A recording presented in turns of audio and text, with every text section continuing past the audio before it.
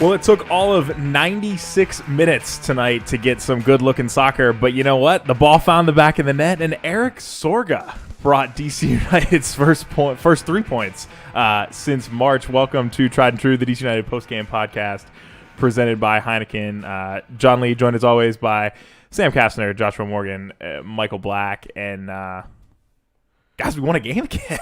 Heck yeah, we did. You say Sorga like we're surprised, Estonian Messi. we knew before the year started. I think all of us were sitting there watching it saying, hey, surely they're going to find a way to call this back or have some kind of issue with it. But no, that's a win. It's been a while. That is, yeah, it was very scary when they started looking at it back. But it didn't look like there was anything really to look at. So it's fine. They can waste all that time they want.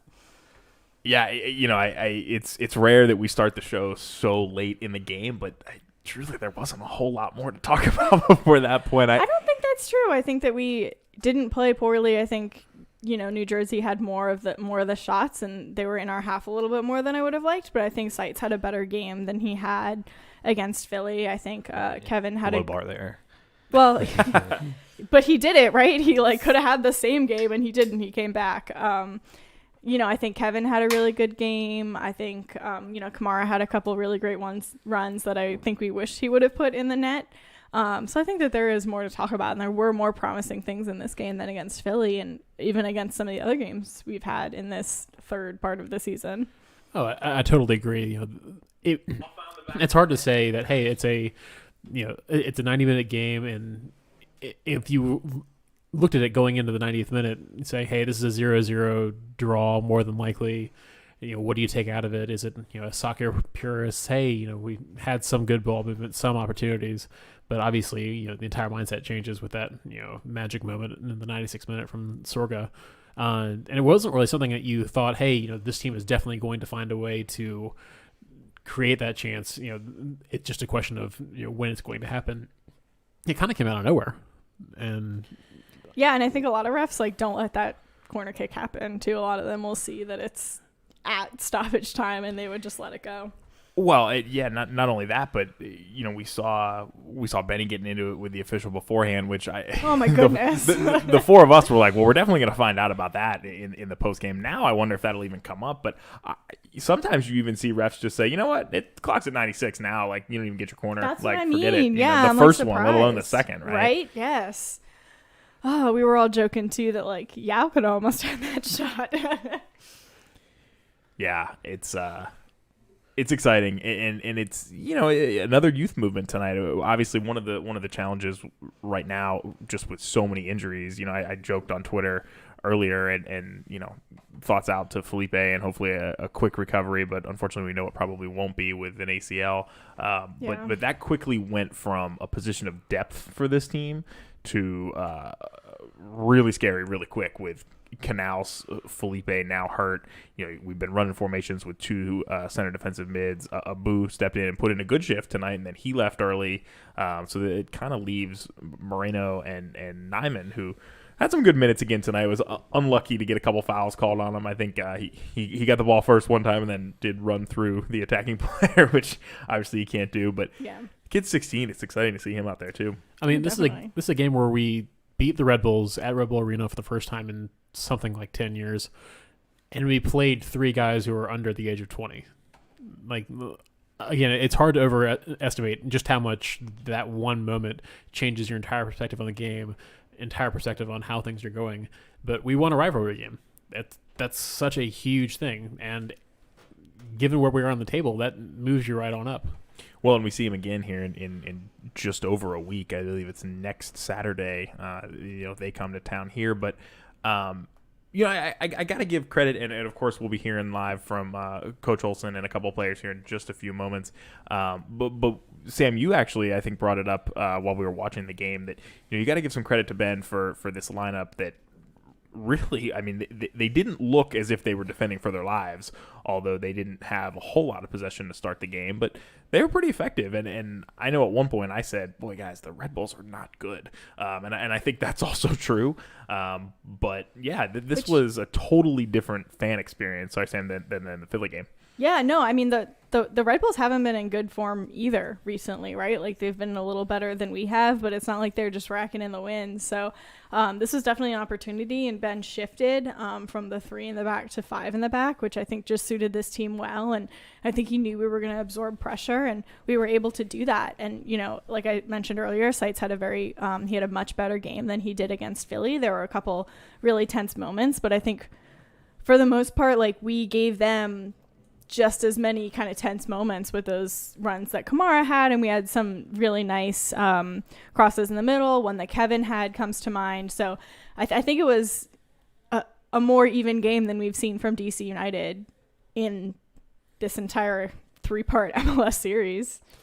Yeah, and we're going to have to look back on it at the end of the season and say, you know, how good were some of these teams actually. You know, watching the Red Bulls today, they did not look like some of the fearsome teams that we've seen from the past, and it hurts to say a fearsome Red Bulls team, but, you know, this is not a team that you expect to challenge for a supporters shield or, you know, look like they're going to make a playoff run and then bow out early as they tend to do. But regardless, it's still a rivalry game. It's still a game that you're playing on the road in a place that you haven't traditionally done well against, and against a style that you typically don't play well against. And it was not a full park the bus, you know, let's see what we do on the counter. It was very much an intentional, hey, we're going to defend first, but we're still going to go forward and have our opportunities. And we got one of those opportunities in the 96th minute. Yeah, and I think it shows it was a very realistic approach to this game, too. I mean, 5 of our starting team is out right now, so I don't think there was the expectation from anyone that we were always going to be on the front foot in this game, and the team did very well with that in mind. Yeah, 98th minute, actually. We've all been going off of the amount of stoppage time we should have had, but yeah, it was the 98th minute on the clock. And I'm sorry I zoned out for a second there. There's a really cool video of Paul Arriola celebrating the goal that's going around Twitter right now. Awesome. I just retweeted. He was jumping up and down a little bit, which makes me a little nervous. He's training again. Yeah, he's training, so. the knee looks fine, so maybe he'll be back, hopefully. I think, I don't know. Look, I was setting up the Twitter. We had a little bit of technical issues, but I got them figured out. But while I was doing that, I heard a lot of glowing reviews going around, and I'm glad Black brought us back to earth. Like, this was a very ugly game. The New York Red Bull, like Black said, are not what New York Red Bull. They're not going to win the Supporters Shield this year. DC United. It wasn't our ugliest game, though. Like, it was progress compared to the games that we have been playing recently. If stoppage time is only 95 minutes, do you say the same thing? Yeah, I do. No, you don't. No. I absolutely I think you do. watched that 0-0 draw. We were like, yay, a point, but we're still doom and gloom on the season. Okay, and a lot of people are probably still there, right? Okay, so do we have to win by 5 every single game going forward for you to be happy? Like, this was progress. It was a step in the right direction. I would be happy with I was going to say. I would also. I can confirm would be thrilled. I'd be fine with 3, honestly. But no, you know, to your point, yes, our demeanor on it changes immediately because of that one goal. I think, you know, going into the stoppage time, we looked back on the game and said, hey, it's going to be hard to pick out things to talk about. There weren't major, you know, penalties missed. There weren't huge opportunities. I mean, I think a couple stand out that we can, you know, talk about later in the show. But frankly, it was not a game where you said, hey, this is something I'm going to go back and watch as a classic, even though it was a, you know, struggle all the way through. That's not what I'm saying at all. But it changes. I'm just saying that it was better than we have been. So if you guys are asking for progress in this season, that's what we saw today was progress. We saw runs forward. We saw the entire team I don't know about press. that. I don't know about that. I don't know if I can agree with that. I don't either. think this redefines our season. I don't think it redefines our season either. Sorry, this is one of those results that could have gone either way, and I'm glad that we got the result our way. We got a little. I'm not even talking about the points, though. I'm talking about the play on the field. It was better. This isn't even like half our starting lineup. You can't even take that. So that makes it even more so. Then, like, when are we getting them back though? Like, Felipe's not coming back this season. Paul might not come back this season. Like, I think this was a good showing for the team that was on the field. 8 people on the injury list. Yes, it was a good. I'm glad that this group. I'm so happy for Sorga because this may be his confidence. This has not changed the season for DC United. I thought we looked better against Cincy. It was significantly better against Cincy. And this is Sorga coming in the 90th minute. I think it had just ticked over to 90 when he entered the game. So, you know, full credit to him for taking advantage of the opportunity he got. And, you know, going back to something that Sam said earlier, as far as, you know, giving Ben Olsen a little bit of credit. Now, I think we're going to switch over to the press conference here soon, but to give Ben Olsen a little bit of credit, with all the injuries, he did change the lineup and come at it with a different approach, and it worked. I'm just, yeah, and that's a little bit of my point is you can't just come at it saying we should dominate every single game. That's not realistic. We're making steps in the right direction. Yeah, I don't necessarily think that's what we're saying either. I mean, I think defensively they were sound. They did what they needed to do. Josh, you let me know whenever we're ready to go live. I think we're ready. Ben's at the podium. All right, let's send it to Ben Olsen. Once that made you believe maybe something special could come out of a late appearance from him? Well, the decision was twofold. One was we thought Eric and Griff could give us a little energy, and the game needed that even for a couple minutes. Ola and Uli put so much work in, and were so disciplined throughout the night and how they defended that. And they were also tired. There's a lot of games here, and for both teams, and you're starting to see get fatigued in the end. And if you can pop in the right sub every now and then, it can make a difference. And I thought Eric and Griff did a good job, even for that brief time, giving us some energy, making some a few movements that caused them trouble. And then he gets himself free, gets a shot on target, takes what I assume is a deflection off of them, and and that was it. So, but it's about that, but it's about the group effort tonight, the discipline that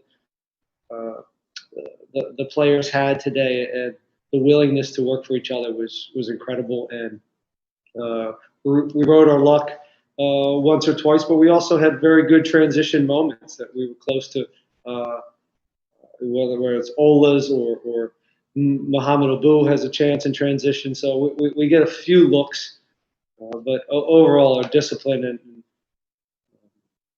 it was a gutsy performance from the guys. Really proud of them. Awesome. Thanks, Ben. We'll go to Pablo next. Pablo, go ahead. Ben, just given the injury situation, given the winless streak, which I think was at 6, given the opponent, does this feel a little sweeter than it normally would? And do you feel this is something you guys can build off of? Yeah, I mean, wins always feel a little bit better than losses, but this one, it's a fair question. I don't think we've won here in a decade. That's what someone told me here when I got here. We've had some good performances here, and it's been a while since we've won, as you said. So, with the injuries, and again, playing Kevin and getting Moses in there, and Griffin, some of these young guys, and Mo Abu getting a chance to play tonight, and I thought he did a very good job. And playing Joseph Mora as a center back, essentially, and Fred played hurt.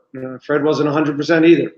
So there's a lot going on, and it would have been an easy game to throw in the towel, and these guys showed a lot of resiliency, and again, very extremely proud of them tonight. We'll go back to Steve Goff. Steve, go ahead. And what on Sorga again? What do you see as his potential as a striker or a poacher in this league? Well, I think early in the year he came on and I think really helped us, in particular in that Miami game. And then I thought he had a little bit of dip in form there in Orlando, and partly that's us and a new league and new information, and it's important for us to make sure he's very clear on what we want out of him. And over the last week, he's really shown that he's a guy that we can rely on. In particular, it gives us a little energy off the bench. We see his finishing ability at practice, so we know he has a knack for goals, and he has a history of scoring goals. So it's. I thought he came in last game and did a good job, and that's what this is about. And it's not going to get any easier, right? The games are going to keep on coming every 4 days. And when the schedule comes out for the next 12 games, it's going to be the same thing. It's going to be 3 games in a week. And with that, everybody needs to be engaged and ready to go. And I think this time, hopefully, my hope is that by playing young guys and playing a little bit further down your end, being forced to play these players is going to allow us to be a better team when we do get players back, so we can rotate with confidence. And I think that these type of nights give you confidence in guys like Abu and in Sorga and our youngsters, who I thought again held up pretty well. We'll take a few more questions. We'll go to Jason Anderson next. Jason, go ahead. Ben, you've mentioned Mohamed Abu a couple of times. We've only seen him sporadically, but now that you've got Felipe injured, you've got Canals on the mend.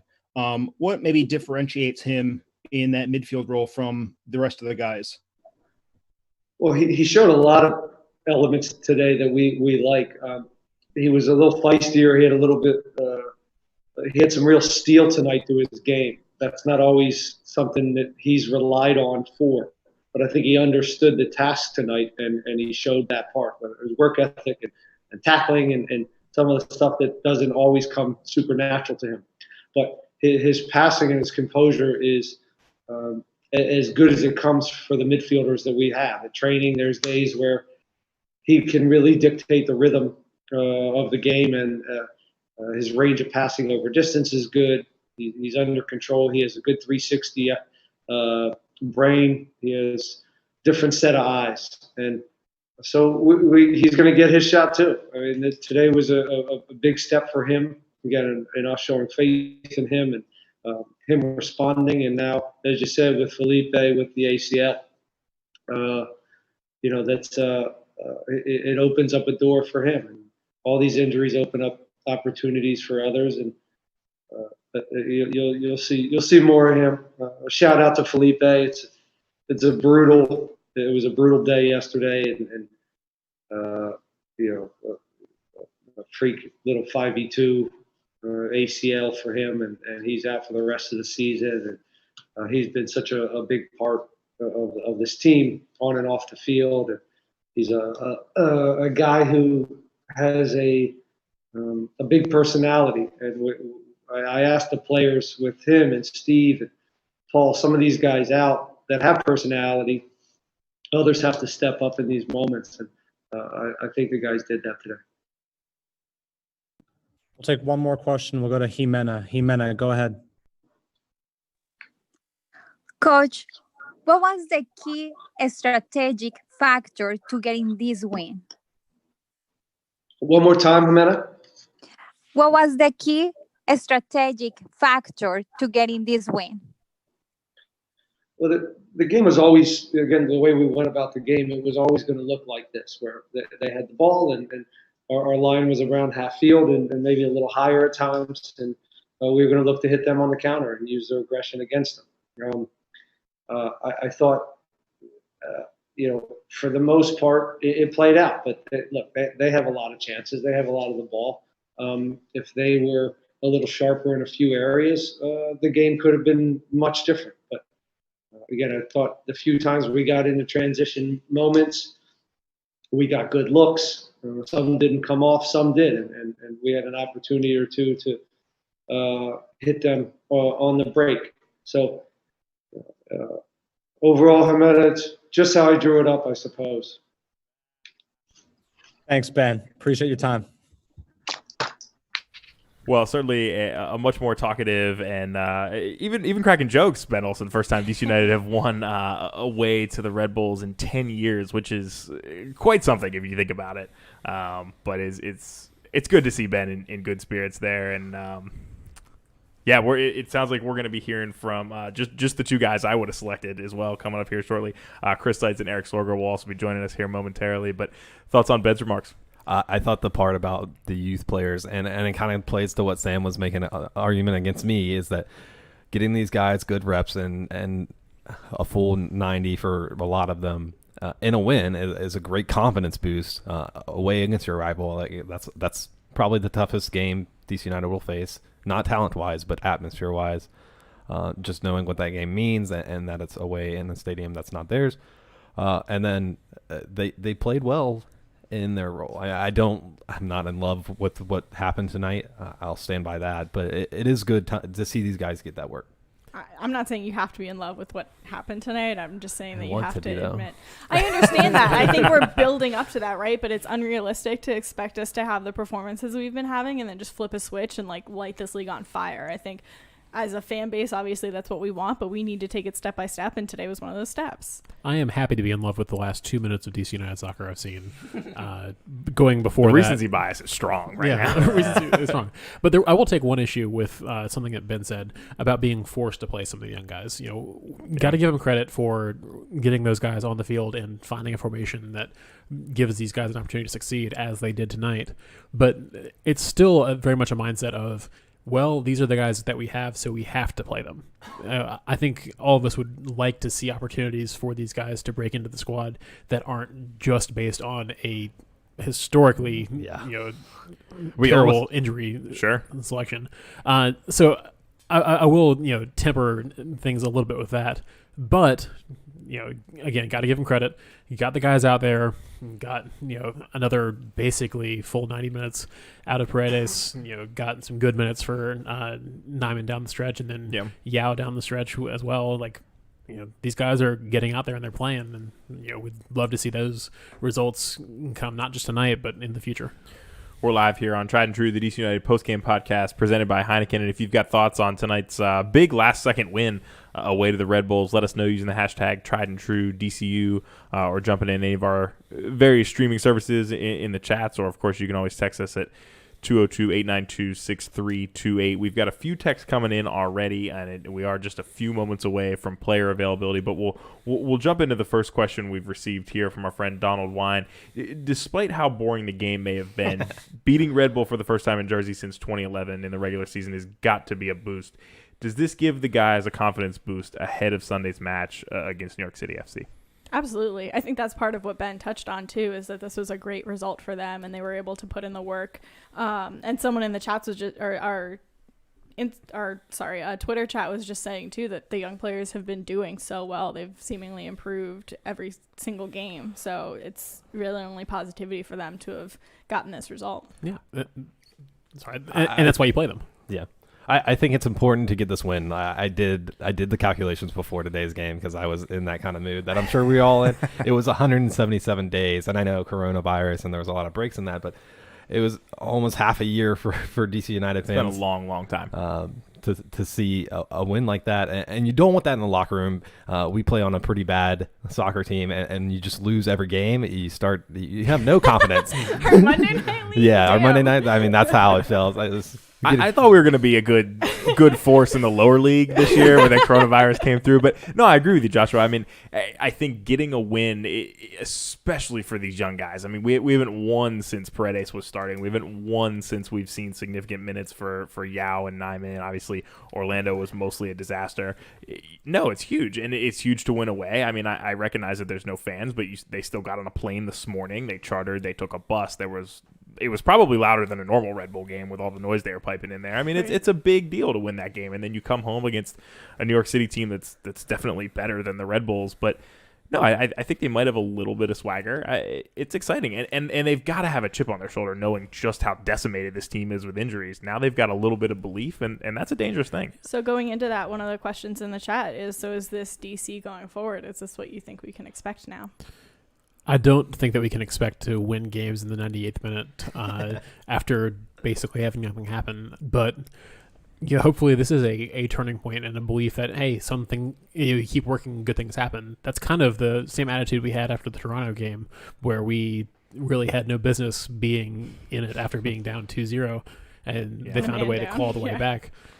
So hopefully that is what we see moving forward. And this game couldn't have come at a better time, considering just how terrible that Philly game was over the weekend. And I certainly don't want to dwell on that game, but this is a result that you really needed, because that blowout is the kind of thing that can cascade and ruin a season. And I think there's something to be said about that, is that that's almost what has happened to this point, right? Is we haven't had a whole lot to build on. Like, that Toronto game, but it was still just a tie. It felt like a win, but it was just a tie. So you had that, and then we kind of just were sliding downward, and you could see that the team was really getting down on themselves. So I think it speaks huge that culminated in the Philly game, which was a sight to see, and then you were able to turn it around and play with that confidence today. Josh was going to come in with some outrageous stat based on his expression here. Oh no, I just peeked at the table and we're a playoff team now, baby. Yeah, we jumped. I looked at that earlier. We jumped up to 10th or 9th or something like that. Yeah, the expanded bottom line. Well, yeah, I mean, obviously they're allowing more teams in this year as a result of COVID-19. But it was funny, we've been covering the press conferences, match day -2 or so lately,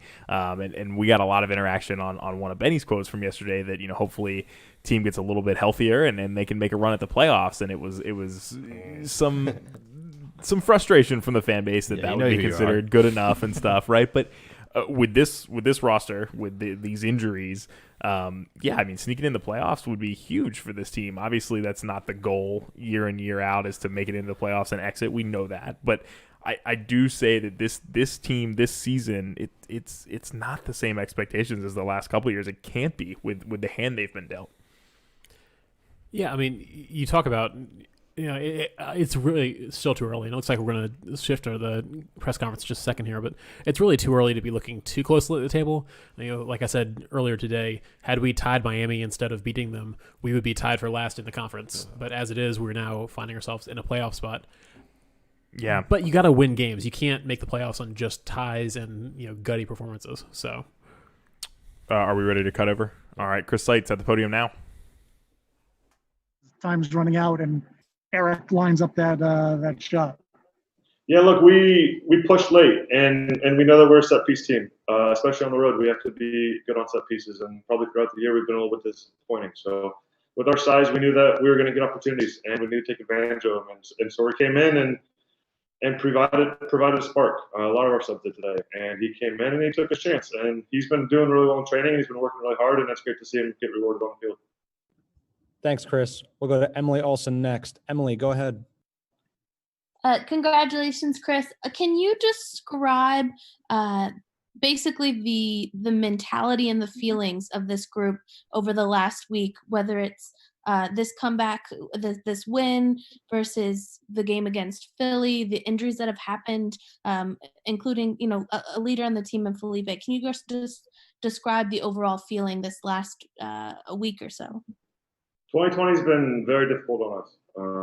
We've obviously had a bit of an injury bug, and we have guys that are working extremely hard, and it's unfortunate when stuff like that happens. Felipe is one of the hardest workers in our team. He's one of the first in the locker room and one of the last out, and a vocal leader. So to lose a guy like that a day before a game is really difficult, and it's hard on the guys, to be honest.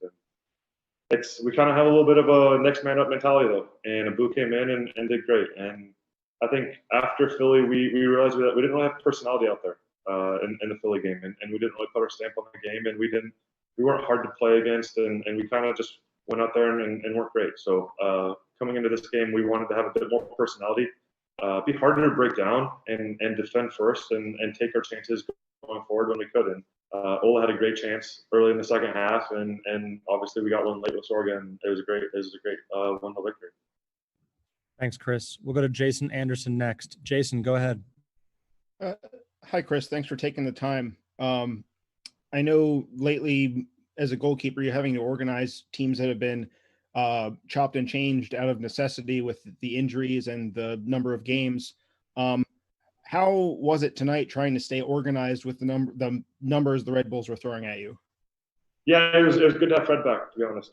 Fred is a vocal leader as well, and him coming in there kind of stabilized our back line a lot. And he obviously has a lot of experience and was able to marshal the back line, and he did a great job captaining us tonight.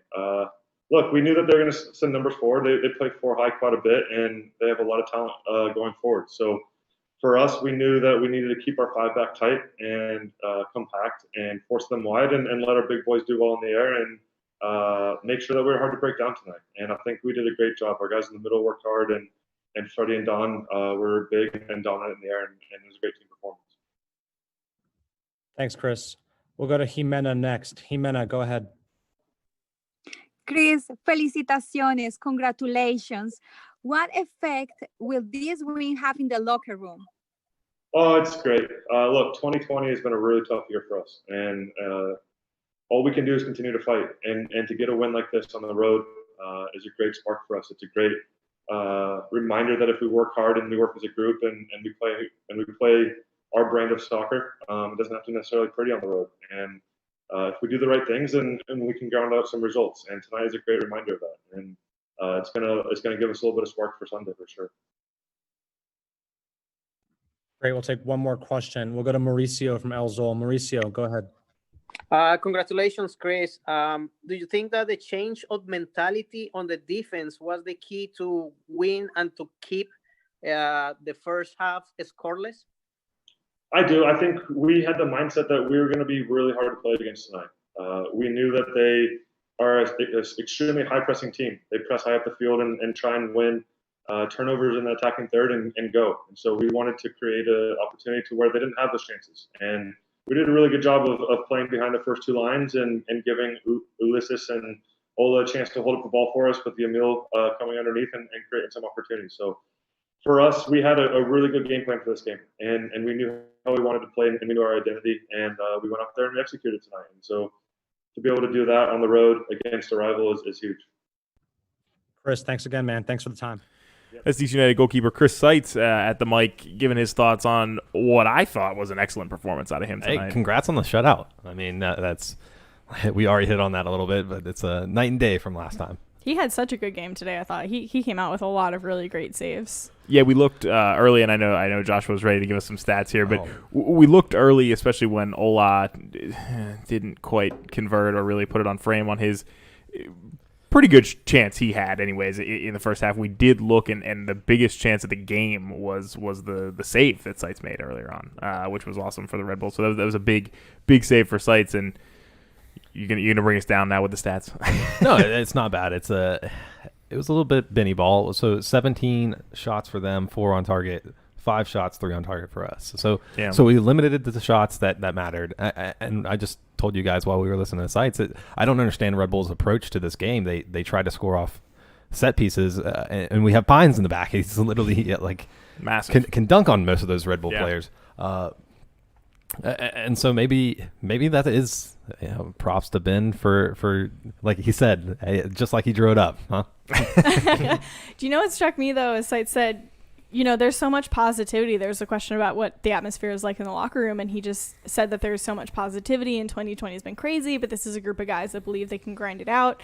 He said it doesn't have to be pretty on the road, but that kind of struck me as, this is a team that's never claimed to play pretty soccer, pretty at and home, you guys can be mad about that if you want, but at least they own what they are, right? Like that's not what they go out to do. They go out to grit out and win games, and you saw that today. It's a super likable group of guys. I think we've said that all along, and I think that's one of the things that's so frustrating sometimes when they're not playing well is they're so likable. You want them to do well, and they still believe in the team. Like we said that so much over the past several games, is that they still all think that this team can come through. So they also just like each other. Well, and you wonder how much of that is a factor of where we are in the season, because as players, they're used to saying, hey, it's September, it's the final playoff push. It's really just the beginning of the show right now. And so, you've only played a couple of games. We're not even halfway. Like, there is a whole lot of season left to go and see what happens. I do wonder how positive we'd be hearing from guys like Chris Seitz afterwards if we hadn't just pulled off a, kind of miraculous win at the final whistle here tonight. But I do think that you've still got some positive in the locker rooms. Clearly, it's a team that thinks they should be involved in games. There wasn't any lack of fight today. Like we've questioned in the past. Hey, is there a question that maybe we'll start seeing these players not give it their all because of where we're at? And we didn't see that tonight. Looks like we're about to get a press conference on the goal scorer here, so I'll turn it over. Yeah, Eric Sorga joining us live. Take questions from the media. We'll go one by one, and we'll see if we can get through as many as possible. Sound good? Yeah, right. All right, great. We'll go ahead and start with Steve Goff. Steve, go ahead. Eric, congratulations on the goal. Thank you, Steve. Could you describe the whole sequence that led up to the goal and the way you struck it and your emotions of that moment to win the game? Yeah, I was very happy. It's obviously. So I think this was good for the team, because we finally won since the March. So it was good struggle for the team, and we will prepare for the next game. So yeah. Great. Thanks, Eric. Reminder for media to raise your hand if you have a question for him. We'll go to Jason Anderson next. Jason, go ahead. Hi, Eric. Thanks for taking the time. Congratulations on the goal. Thank you. I know this year coming to a new league, having so many disruptions with COVID, with the league, with everything. What is this moment for you personally, getting a game-winning goal in a rivalry game? Of course, yeah, it was hard because the COVID started, yeah, and we had 6 months without the football. So yeah, I came from a new team. It was hard for me because obviously, like I said, it's a new team. Yeah, so I do my best to help the team to be in shape, So the winning goal was, for me, I think it's very good for the team. And like I said, it's very good also for me. Thanks, Eric. We'll go to Mauricio next. Mauricio, go ahead.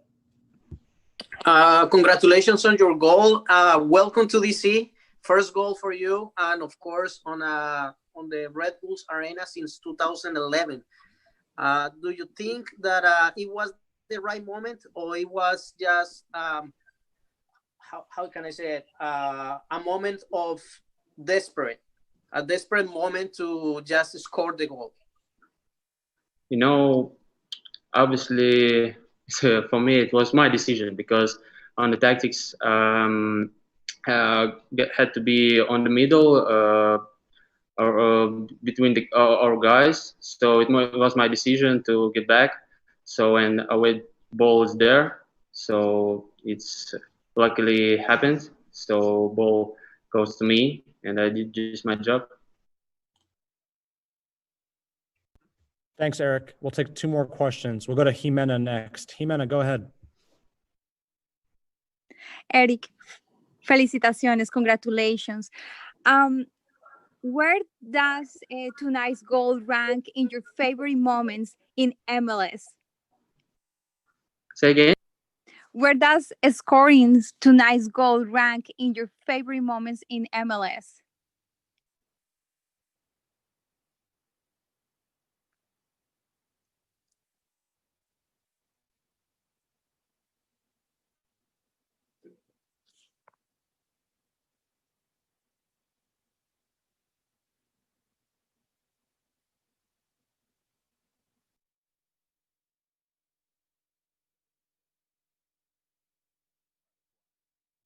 It looks like we lost Eric there. We'll rejoin if he comes back to the podium, but definitely exciting to see him, taking media availability, and he sounds very excited about a big goal at the end of a big win for DC United.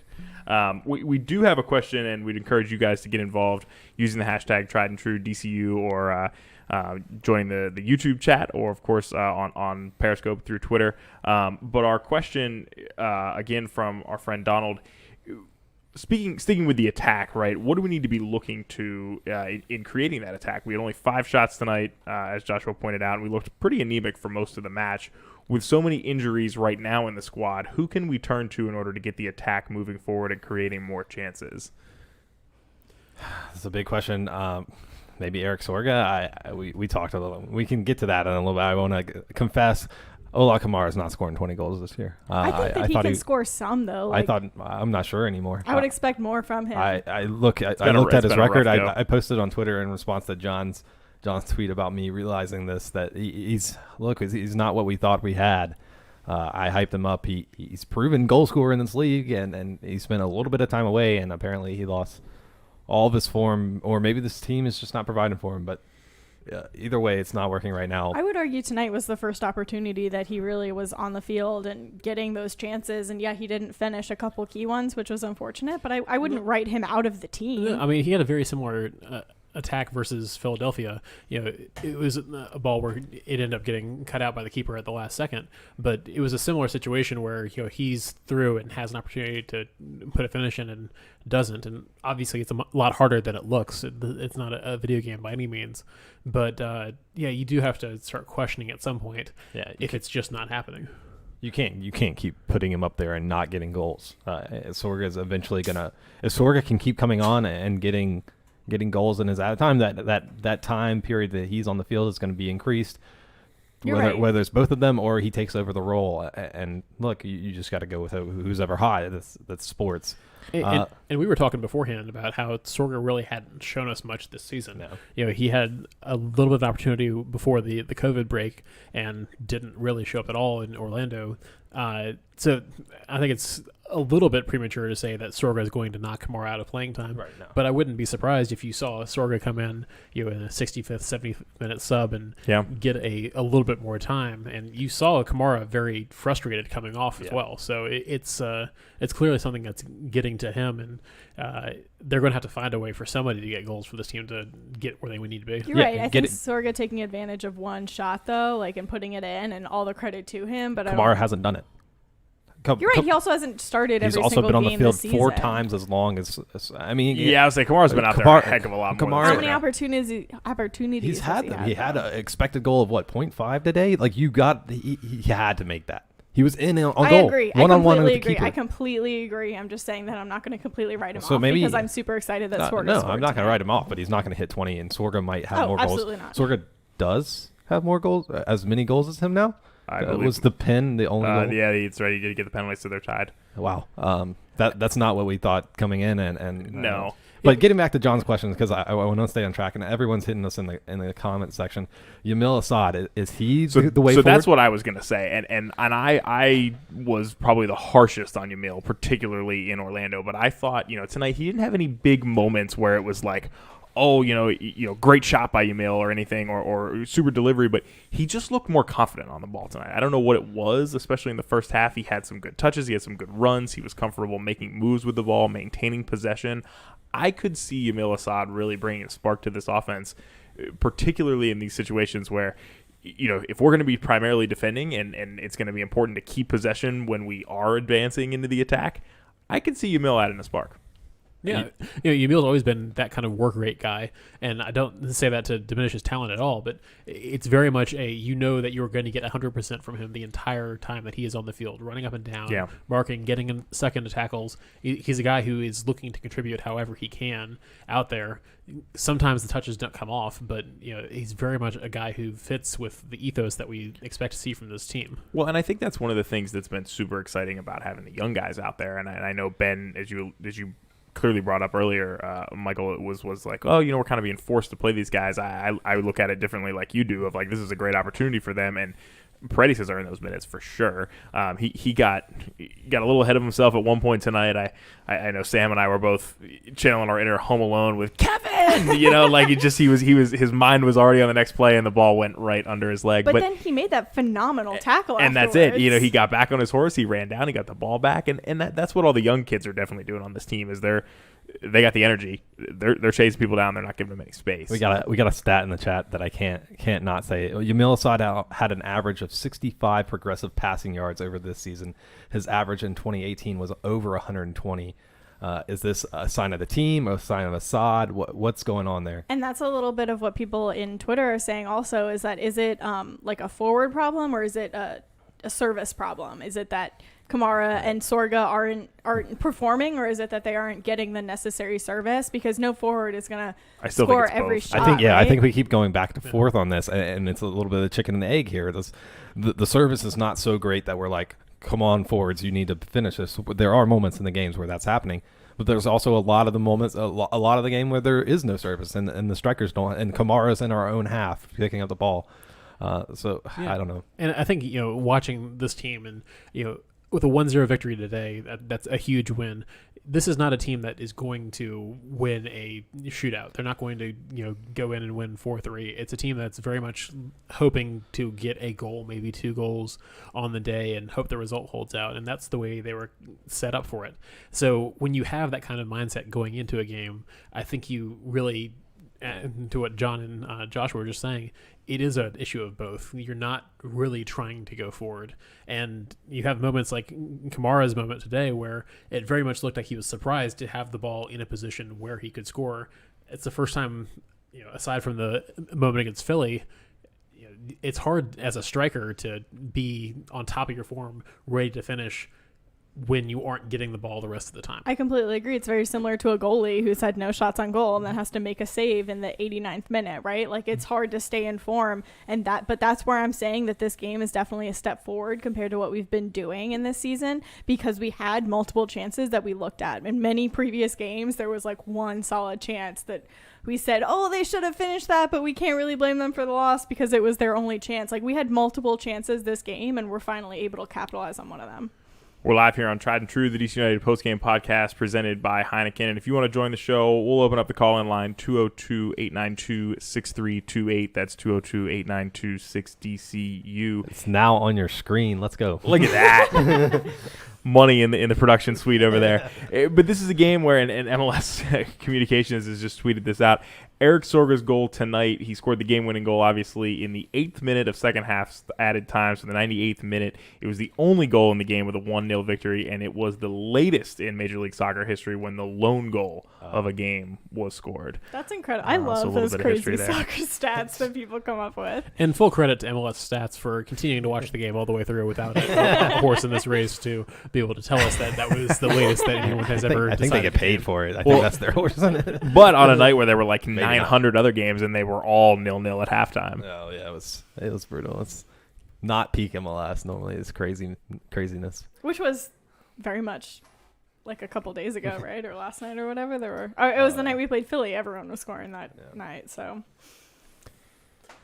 yeah, I don't know the scoring on this team. You know, one of the just back to that question for a second. I mean, I think things are going to get a little bit open now. I mean, we got guys like Sorga taking chances, which that was a shot. And I don't know. One, yeah. A lot of times this season, I don't even know if players are taking that shot on this team. That's what I mean. It was like a solid opportunity that he took advantage of. It definitely took a huge deflection. I don't know if it was going to it's not goal of the week. The but side netting on the far side. Appreciative that he took the shot. You're right, John. Yeah. People aren't taking that. I'm appreciative he took a shot. I guess I'm taking it a little bit different way, though, of like most of the time this season we're taking a touch, we're trying to get open, we're getting dispossessed. Like Kamara earlier in the game, he took that extra touch, and that's what on a day where we down. had 5 shots total, 3 of them on target. One of them goes in. Like, yeah, those numbers don't necessarily say, hey, yes, this is a team that's absolutely going to find a way to put the ball in the back of the net. But they did. I'm about to hit up Kevin and be like, hey, you have enough goodwill with the DC United fan base right now. Just shoot every time you get on the ball. That's right. Eventually you score. He might not listen to that because then it might pull him. But I'm willing to give it every time he's in the box of the ball. I'm like, shoot, Kevin, shoot. He had some pretty great crosses today, though. Like, there were some pretty solid opportunities that he was creating, which I love seeing from him. Again, it's just that building confidence. And he had that moment where the ball was played slightly behind him. Was that where he was on the end of it? And no, he passed that ball. Oh, sorry. Yeah. But still, there are creative things going forward. So there are definitely things that this team can look at and pull out. Again, so much better than over the weekend in Philly. I really do think that they can, try to build on this, especially considering that you're basically starting from scratch when you talk about this lineup. I mean, I don't think we've really delved in enough to just how decimated this team is across the board. I'll pull up the injury list in a second, but it is remarkable just how thin things are. And that was mentioned in the postgame that it was really gutting to the team to have Felipe go out so late with that ACL injury. Like that just kind of shows that they all really relied on him. And for him not to be available right now, that sucks. Yeah. And that builds on, some conversations we've been having more broadly about what this team needs to do as far as are there reinforcements outside of the club that they can bring in terms of the transfer market. There's reporting this week that this team isn't necessarily looking to bring in a lot of new folks, although we do have it looks like a new forward coming in potentially. Yeah. So there are signs of life in the transfer market, but at the same time, this is not a team that's looking to break the bank to go all out this season.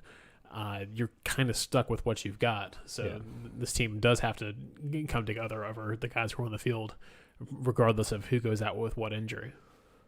Yeah, you know what you keep pointing at too, Black, is I feel like we only have a couple games left in the season, but we have like a whole part 4 coming our way. Mm-hmm.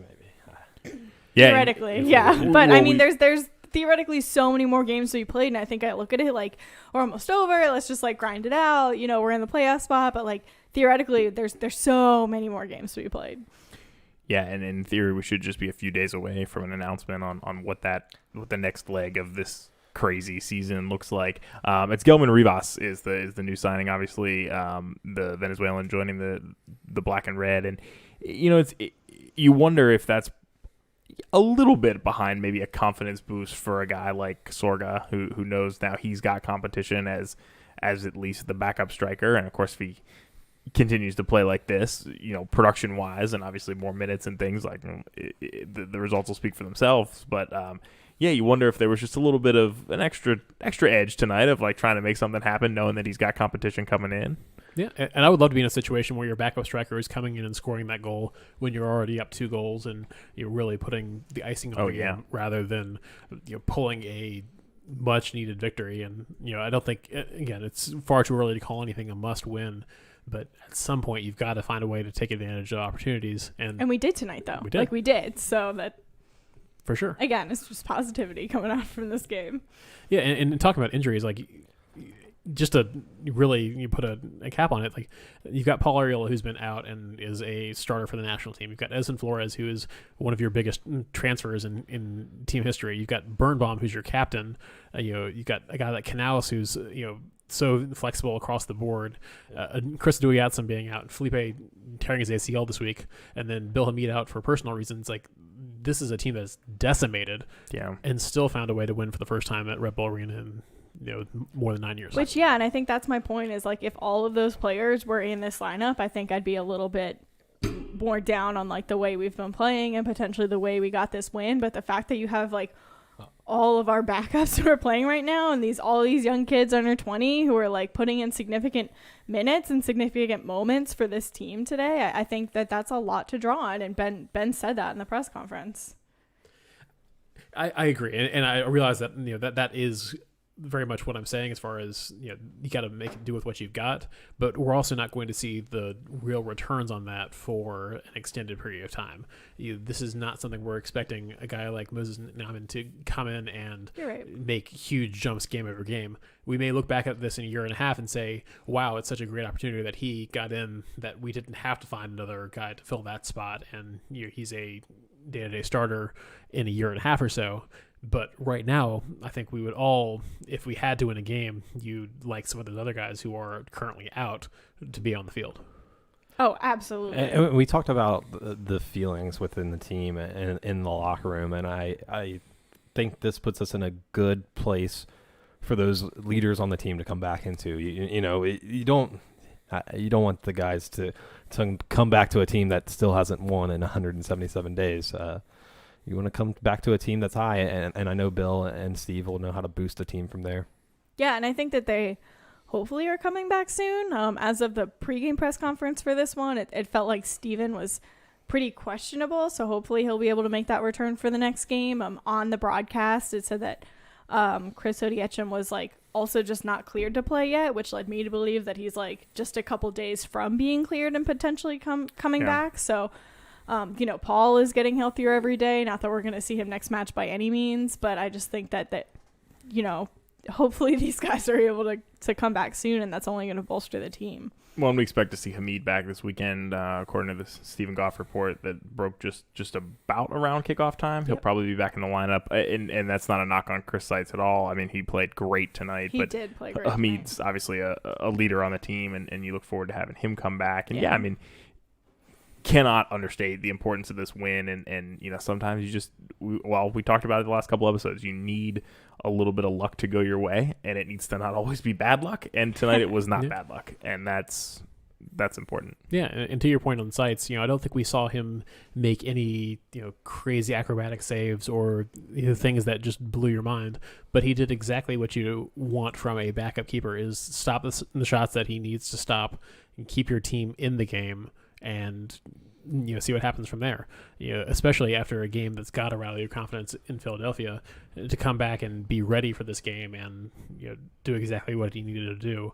A lot of credit needs to go his way for this. For sure. And with that, let's go ahead and award a man of the match. Who do I want to put on the spot tonight? No, I'll go first. I never go first. I was just about to say, put yourself on the spot. Yeah, I'll go first. Chris Seitz, absolutely for me tonight. I pick him up as a man of the match. He had a great game. He did make a couple of key saves, but he was calm and composed back there. He was bleeding clock when he needed to. You know, he looked like a professional in the role back there. I don't think that, you know, of all the players we complained about missing tonight, and obviously we kept a clean sheet, so that certainly helps Sorga's case, or excuse me, Seitz's case. But yeah, I mean, we didn't miss Bill Hamid tonight. Seitz got the job done, and that's what counts. And there have been games where we have missed Bill Hamid. Absolutely. Past, Against Philly. most games he doesn't play in, particularly when he was in Belgium. Oh, man. Sure. Denmark. I'll get it right.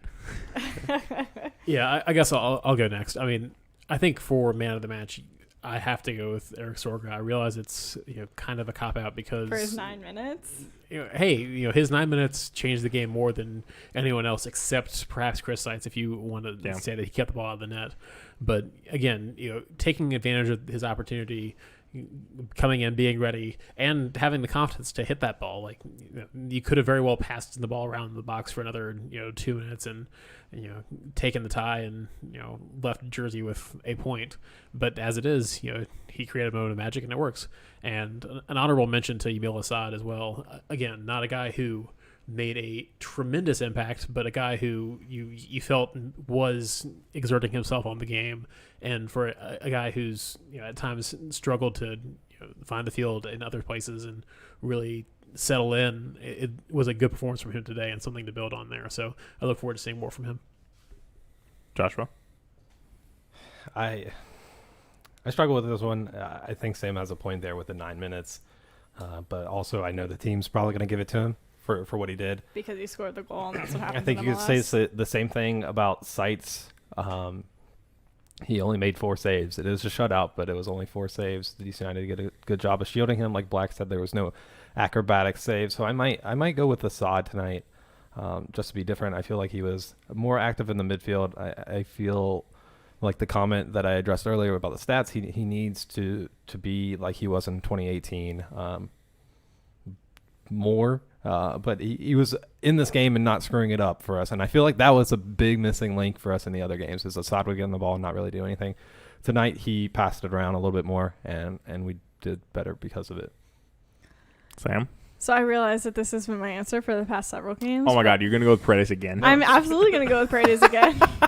I think that he had a very good game. He has made improvements every game. And I all of the people that you said, perhaps minus Sorga, because I don't believe in that nonsense, but they all had very good games. But wow. Kevin has just doesn't believe in the nonsense of giving the goal scorer the man of the match. No, because he was in the game for 9 minutes, and the rest of the team had to get to the 0-0 point in order for him to be able to go didn't score the game. So you're giving it to Paredes for his defensive effort? Ooh. I'm giving it to Paredes for all of his effort. I think that he did really well defensively. I think that he's like a 17-year-old kid who was told to play not his position tonight. Like, Sam, welcome to MLS. You're playing wherever we tell you. How many appearances does he get until you? Yeah, you can't make a man of the match when he doesn't get doesn't play. He's one man of of these my games, season. right? Oh, he's done so well. Donald's taking up for you in the chat. Says Thank you, Paredes Donald. was the best player for us tonight, straight up. This is why we're best friends. We also have someone in the chat. Greg is asking, what about Pines? I thought Pines. It came across my mind. Definitely more of a man of the match. I think Seitz gets the credit for the clean sheet more than Pines. I will give Pines credit for there was a moment where Seitz was on the ground. Pines came charging in to clear the ball out from like 2 yards out, and down the stretch, especially those last couple of corners, obviously Sorga's guy ended up putting it in, but we were looking at it and saying, hey, Pines, this is your chance to step up and be the guy that can get on the end of this. Yeah. Obviously that's not how it happened, but also you don't need to depend upon your defender to be the guy at the end scoring the goal, right? Like, he deserves man of the match for all the rest of the work that he did potentially. And again, if you're gonna look and say, hey, this is a game that was destined to be 0-0 and then got changed, you do have to give credit to the defense, especially the guy right there in the middle, especially that one moment where he saved it off. That is just as impactful as the Sorga goal to some extent. Yeah, and I think Pines maybe only had, sites maybe only had 4 saves like you mentioned, but I think that they were very key saves. Like there were a couple of them that I was like, that's going, oh, it's not, saved it. I think that was just you being a pessimist after last game. You just got burned on that one, and they're like, oh, that one's in the net. But no, it didn't happen tonight. I want to hit on Pines because he deserves a shout. He's been playing as the leading center back on this team. Yeah. And oh man, I don't know how deep we're going to get, but it's been a criticism of Birnbaum ever since Boswell left that Birnbaum has not played as the leading center back for this team. Yeah. Left side, right side, whatever you want to call it. But Pines has taken control in the back. Every time there's a last ditch tackle or I'm starting to get towards the edge of my seat. Yeah, right. He's there. He's there. Oh yeah, and He does it's come up big. And you notice it because he's massive, and when he's going full speed, it still looks a little bit in slow motion, but he'll still beat the guy to the ball, and it's awesome to see. Do you know what, too? He's also a young guy. Like, this is the start of his career, so he's bringing that energy that, like, Kevin and 23 is what I wanted to say, yeah. He's bringing that young energy, and he's got something to prove on this team, and you see that, and he's doing so well, and I just hope that he can stay injury-free because that's really what cut him out of the squad last season. He was, like, playing a lot of minutes. Wow. So if Birnbaum comes back healthy this weekend, which hopefully he does, then you get – and this is where I was going to go earlier. You could potentially get your 3 proper center backs in the formation. I would keep Pines in the middle. Which Mora or Paredes? Sam's given the man of the match. So Mora's been playing at center back. Okay. Yeah, no, Mora is not. You're starting your 3 center backs. So do you not start Mora's Mora, on or the do bench? you push Mora Oh, outside? you're asking. Sorry, you're asking Kevin? who am I pulling off? Yeah, I don't know. I might give Kevin a break and put Joe out there, and that's not due to a dip in form at all. One. He's been playing a ton of minutes. He's 17. He can do it. Yeah, but you can always sub him on. I would like to see Joe outside in his natural position. And that was something we heard from Ben in the press conference this week, if I'm not mistaken. Yeah, you're right. Talking about I was how about to mention that. The guys who are 16, 17, 18, yes, they can run all day, but should they? Is it physically? Is a different question. Like ideal for them to do so. It's not. Yeah. And that is a challenge for the coach as well. To manage these guys who are going to want to go out there and run their butt off the entire game. And understand that, hey, you've got to go again in just a couple of days. And I honestly see that making Kevin even more hungry. Like, if he were to get pulled off and that's like, this is just for your health. This isn't a knock on your play. Keep doing you. Like, we just want to give you a break. I see him being like, okay, sub me on, though, and see what I can do. Like, and I think you need that for players at all ages and all ability levels. Every once in a while, pull them off. Give them a break, even just for a little bit of, you don't. Not every week, right? But I mean, heck, I would even go, Joe and Fish outside, maybe. I would love to that see would be Fish fun to get see. more minutes. He's done so well since coming back, and I was definitely a large critic of his before the injury, but I think he's done so well since coming back.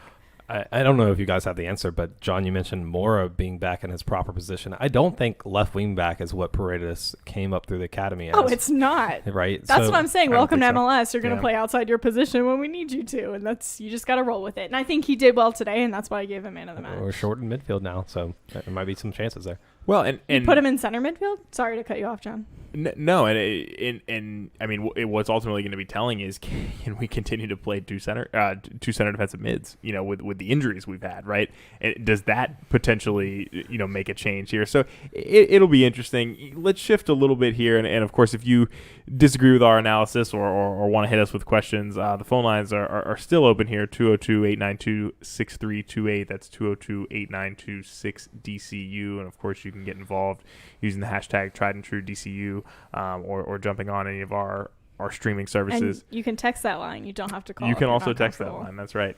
But looking around the league a little bit, obviously, it's interesting. We haven't seen Pippa in a long time for this team. I mean, it's been since Florida. If he was injured or not. Yeah, just biding his time until he can jump in. I'm talking about maybe dos pipas. Well, we thought, but in Miami. I was gonna say Miami, obviously making the move for Gonzalo, and for a minute there we thought this was just like a DC United said, we're good, we got one Higuain, we don't need the other. You can just have the discovery rights. But it sounds like it was broken earlier today that it was what is about 50K in some flavor of Garber bucks. Gam, and I think that's like so it's the better one, the minimum. It depends.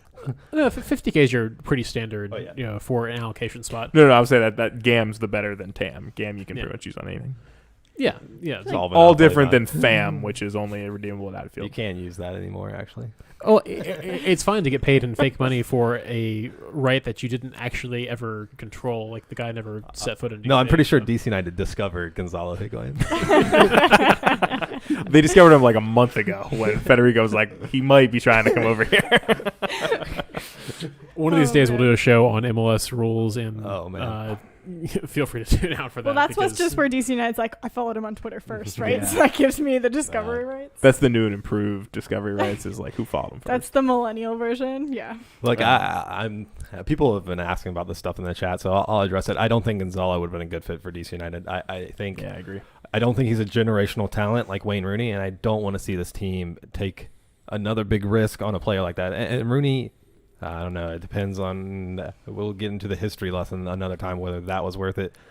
I liked him playing for DC United. I don't think Gonzalo would have been the same result. That's fair. And I'm interested to see how he does in Miami. He's going to have Who need it? A crazy cast. They do need it. Their only other striker, I think, Well, they're rating Juventus at the moment. Is it's kind of crazy for an MLS team.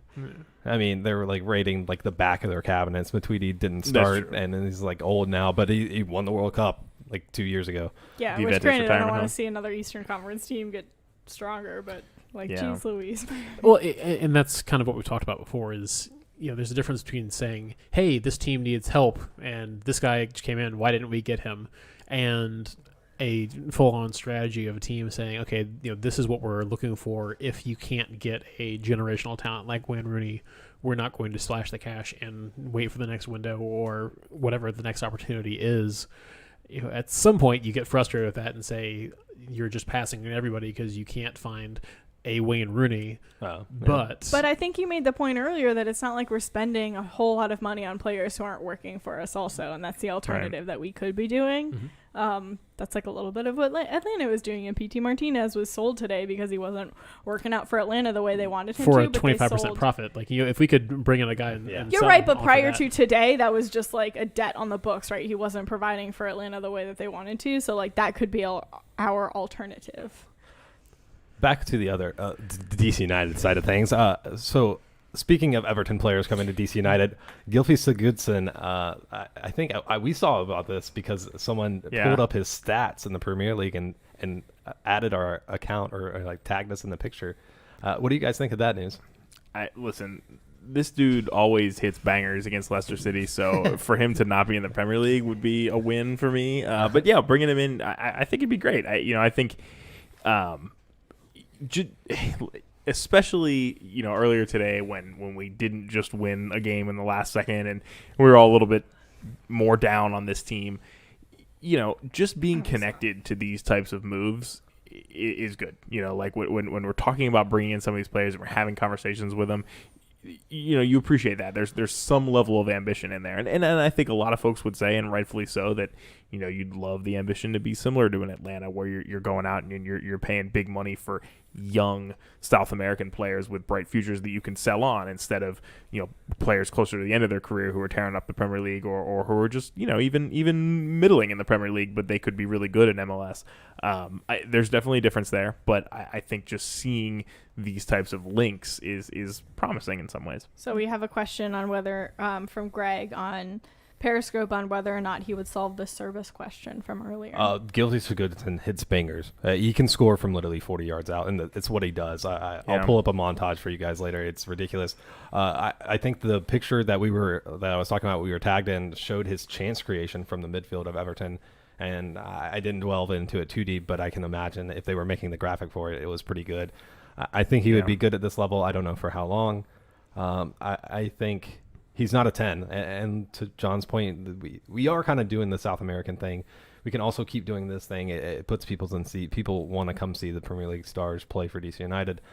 So doing both would be great. I would love it. I think this team doesn't play with a 10 if he comes, but that would be... We could do the Icelandic clap, and I wouldn't hate it if we had him on the roster. Do we still do that? We did it for a little while. Also, I would prefer to sign Premier League players at the end of their career than MLS players at the end of their career because we were doing that for a while in DC we're still doing United. that. And It was we were doing it. Schoberg got we benched tonight in favor of Joseph Morrow, which is throwback to another Latu. problem. Like I don't know that he was the best signing, and that was kind of the Nagel. area, that I was talking about in DC United history, where we were just signing those people who potentially should have retired before we got the chance. And going back to your point about just being linked with these moves, you definitely do want to be in the conversation. So much of what we see publicly reported is the smoke and mirrors, the agents putting out things, the teams putting out things, and really negotiating anywhere but in the room between them. But you do like to be included in the conversation, and that as long as people perceive you as a realistic destination, as somebody who could make it work, that can be enough sometimes, because eventually, one of these things is going to come through and it's going to work. Like Wayne Rooney a couple years ago, we heard, hey, the team's looking at it. He's been linked, and it took more than a year for that signing to actually happen. That's and right. It was a huge signing and made a huge impact on this team. And Dave Johnson said that he was shocked when he had been told about that signing, and then it came through. So to talk about it's dangerous to get too far into transfer market rumors, and I do agree that you don't want to just go after the hottest name just because he is available. But to be included in that conversation is great, because DC United of the 2013-2014 is not getting linked with a Gonzalo Higuain or a Wayne Rooney or any of these other big names coming out. Yeah, no, that's for sure. But I mean, I think none of these rumors we've heard over the last couple of days changes what at least I said the other night after the Philly game. I don't think we're going to make any more signings, or at least any marquee signings. You may see us bringing in players to, try to fill roster holes that have been created due to injuries or due to things like that. But I can't see us breaking the bank. And it was frustrating to hear, on Twitter the other day, Stephen Goff pointing that the team doesn't really expect to make any more moves, and even some sources inside the team were telling him that it sounds like they're in cost cutting mode right now, which is frustrating. Admittedly, I've talked about it before. We talked about it with Dave Johnson. The team's got a number of different accounts open right now with Loudon and building the new stadiums and building the new practice facility and not having fans in the stands to generate revenues, and there's challenges. I get that across the board, but it is definitely frustrating to hear, if that's the ownership mentality right now of like, we're just going to kind of cost cut and float through the season. That hurts, especially when a team like this can get a last minute result and give you a little hope. Like you're never that many pieces away in this league. Seattle have shown it. You're sometimes you're just one piece away. Yeah. For years in a row. Right. They do it. Yeah, but I don't know if we really look at this team and say, hey, you get one piece. Like, if you had a full-on 10, like we haven't seen it from Flores yet, but if you had a full-on 10, is that the one piece you are away? I don't even think that we're a Wayne Rooney away from being a top 2-3 team in the conference. I guess I do wonder if with a healthy roster, if we were a 10 away, and Flores could even be that 10. You guys are gonna hate me. You drop a healthy roster, like you said. We're getting ready to mute you right now. Don't say it. If you drop Prime Lucho in this, what does it look like? What is it? No. I'm not talking about. He's gone, right? That Lucho will probably never exist again. But if you take peak 2018 Lucho and put him in the midfield with this team healthy, I think probably. I completely agree with you. But then he dropped the ball, or he's frustrated on the ground hurts. Don't care about the history lessons. I think that shows. What you're bringing up. No, I think that shows. No, we're talking about this team. Is this team one piece away? And I think if you drop peak 2018 Lucho in this team is top of the East or close. If you dropped peak 2018 DC United in this team, they would be a top team in the East. This team would probably get wiped under the floor. I think with a healthy roster and a proper 10, and again, Flores could be that guy. It just hasn't been yet. It would certainly confirm if we have a striker problem or not. I think with that lineup we would know if it was the chicken or the egg. If it was exactly. Yeah. So you're talking more like you're plugging holes and then see where things start keeping come through. It feels like we have so many holes right now. Yeah. That's a good point. If your boat is sinking, and again, that's an improper analogy because it's still way too early to say the ship is sinking on the season. But you do have to figure out what the problems are, and maybe it's transfers, maybe it's something else, but. Again, one win does not cure all of the ills that we've seen over the last few games. Yeah, our resident Everton fan in the chat here says that Sigurdsson's probably a better 10 than Flores, but still no to that move. It would have to be a fully free roll. So Yeah, interesting. We'll see what happens. I think it'll be next summer at the earliest if I had to guess. But looking ahead as we wind down the show, Joshua, you pulled the table earlier, and this team's in a playoff position right now, which is insane. But also there's a lot of seasons still to play, as Sam's mentioned, and definitely New York City this weekend. I believe they're definitely a better team than the Red Bulls, but I don't know that they're like. They're not the New York City of the past couple of years. They're definitely the not. They did beat the Revs 2-0 today. I just saw that, but yeah, they're not the high flying top of the East that they have been for 2 or 3 seasons now. They were they were close to the bottom of the table, if I'm not wrong, after MLS is back, because they had not secured a win yet. Yeah, they still advanced though, if I'm not mistaken. They did basically everyone but us. Yeah, and we don't have to play them on a baseball field, so that's solid. That game is Sunday night. And yes, right. And even the away leg won't be on a baseball field this year, as seemingly half of the Eastern Conference is playing it at Red Bull Arena. Around the local teams, Loudoun, and I had to check the schedule a couple times. They play away to Hartford again on Saturday night, which is insane. We've gotten beat by Hartford a number of times this year. The last game away to Hartford was the heartbreaking last-second draw. So maybe this is Loudoun's chance to get the dub away to Hartford. We'll see what happens. There's still a lot of fun to watch. Yeah, I was about to say, even if they don't, those games are wild. If you want to see a couple, I guess at this point they're all DC United prospects. Not even just the kids, the guys they sign. The whole team's pretty young, but they play fast and loose. It's fun. It's a lot of fun to watch, and we're definitely looking forward to hopefully getting out to a game there this year. And speaking of Segra Field, the Spirit are back in action. Surprise, right? Against Sky Blue FC. It's officially announced. We've been talking about it for a couple weeks, but that's 1 p.m. at Segra behind closed doors. So no fans at that one, but that's on Big CBS this weekend for the return of the NWSL. So exciting times ahead for the Spirit. Yeah. Yeah, looking forward to tuning into that.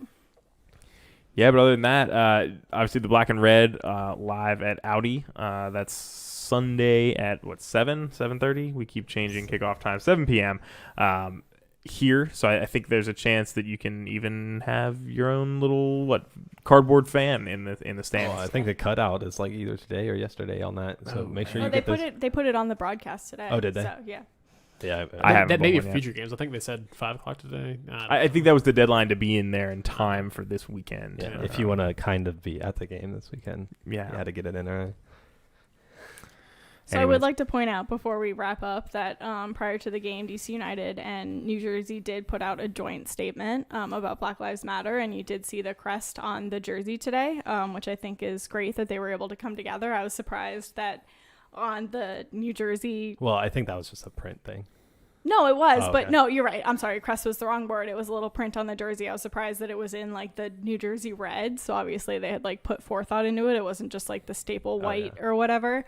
And I would also like to point out that Real Salt Lake and the Monarchs and all the affiliates are being sold right now. So I think that, we had a very large conversation last episode about Black Lives Matter and about all that the team and the league are doing on that front. And we obviously didn't devote half the episode to that this time, but it's still a conversation worth having. And it's not something that's going away because Black Lives Matter every single day. So, it was great to see that the team did that. I'd still urge everybody to stay on DC United about whatever they're doing to promote the movement. The players seem really excited about what's happening. We obviously haven't seen anything yet. DC United as an organization is still learning. Everybody has fallen short in the past, DC United is included. So I'm excited to see what they have rolling out. But this was a good thing that they did, and it's a good thing that the league is doing and pressuring Real Salt Lake to be sold. I believe that they had kind of started an inquiry, and then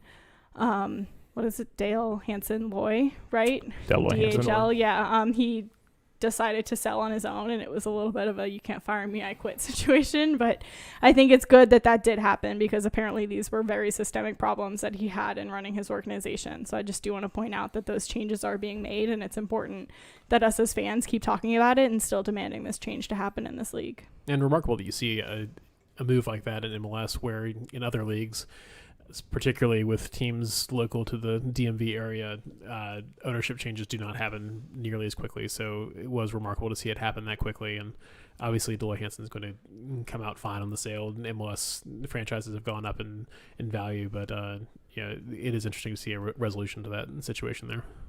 Yeah, no, definitely. Well said, Sam, and thanks for bringing that back to the forefront here on our show. That's a wrap for us tonight. We appreciate all of the interaction as usual tonight. We will talk to you guys again live around 9-ish p.m. on your Sunday night. But no reason to go to bed early on Sunday. Labor Day on Monday. I'll be joining in with hopefully nice beach views in the background remotely for the show. Sam's like, I really hope I get the board right. So yeah, exactly. Everyone be patient with me. It's going to be fun.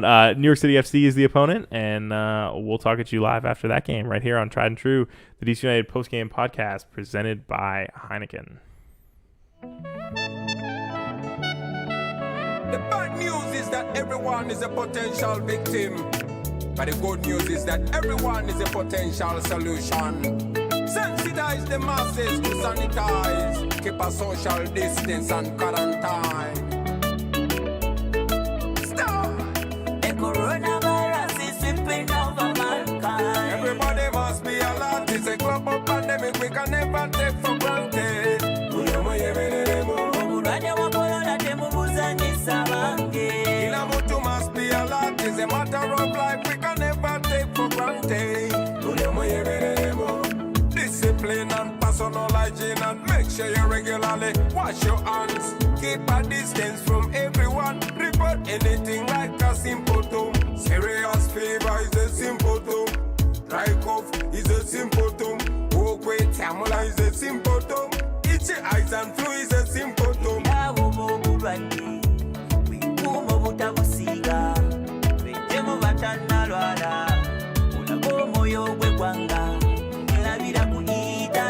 Abasinga bafudde okuwebala kisingako bujjanjaba. The coronavirus is sweeping over mankind. Everybody must be alert. It's a global pandemic we can never take for granted.